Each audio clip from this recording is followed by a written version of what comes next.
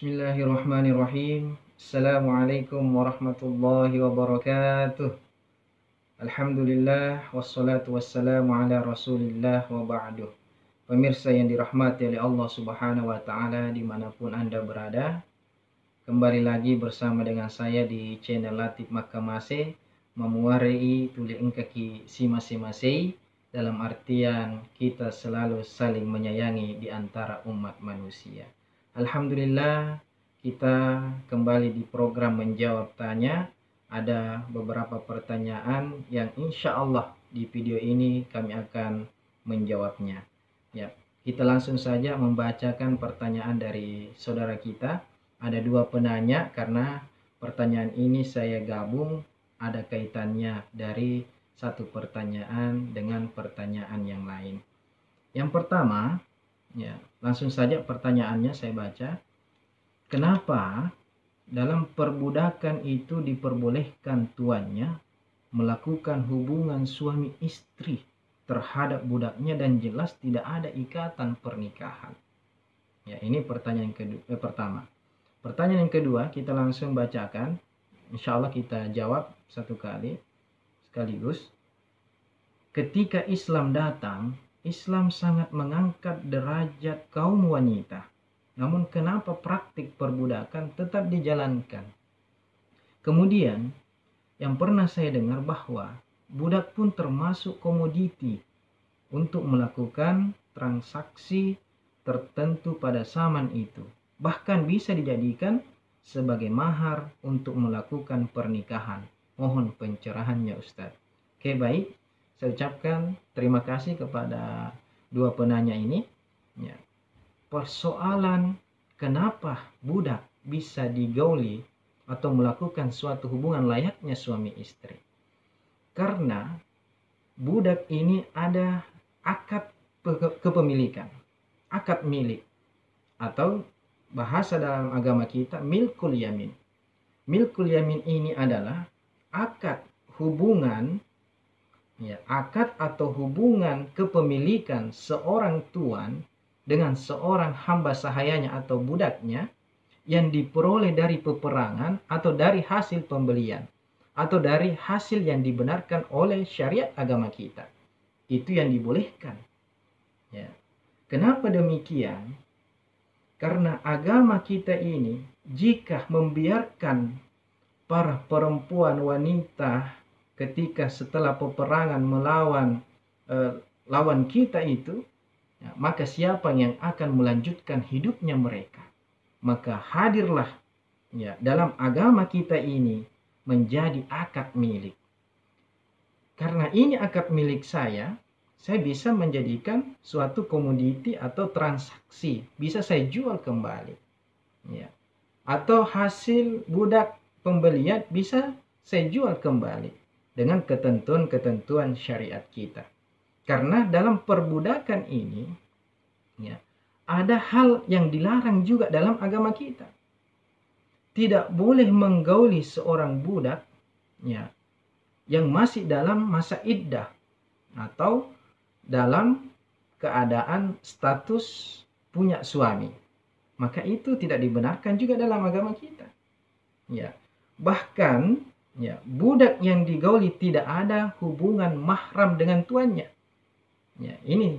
Jadi selama tidak ada hubungan mahram dengan tuannya, maka itu dibolehkan dalam agama kita.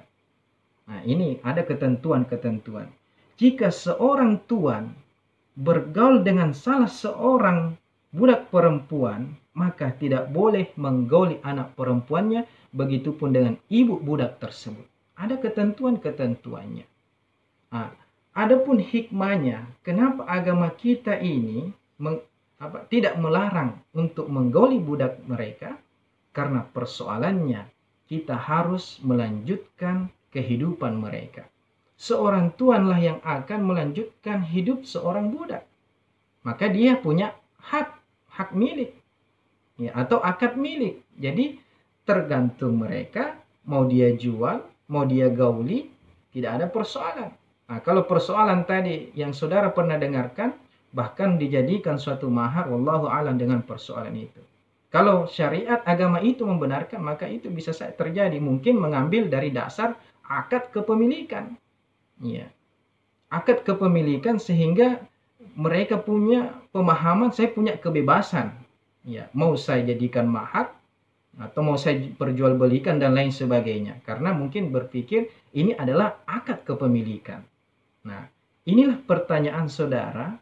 Secara singkat mungkin sudah terjawab, tapi saya ingin menyampaikan beberapa hal bahwa dengan perbudakan itu untuk menjaga kehormatan mereka berdua. Seorang tuan menjaga kehormatannya, begitupun seorang budak. Jangan sampai terjadi suatu perzinaan, na'udzubillah min dzalik. Maka agama kita hadir karena akad milik, maka itu dibolehkan dalam agama kita. Itu secara singkat saya jelaskan. Memang dalam sejarah kita tidak bisa melupakan bahwa pernah terjadi perbudakan di muka bumi ini.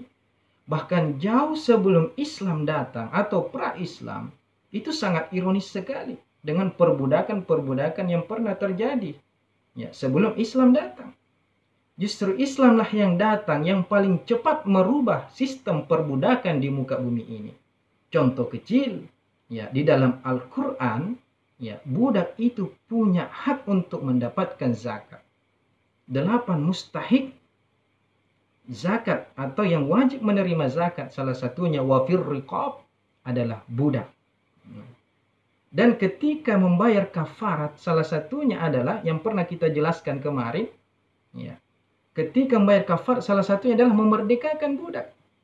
Nah, inilah Islam yang paling cepat menghapus sistem perbudakan di muka bumi ini, meskipun tidak bisa secara langsung, tetapi secara bertahap. Al-Quran juga menjelaskan hal yang demikian.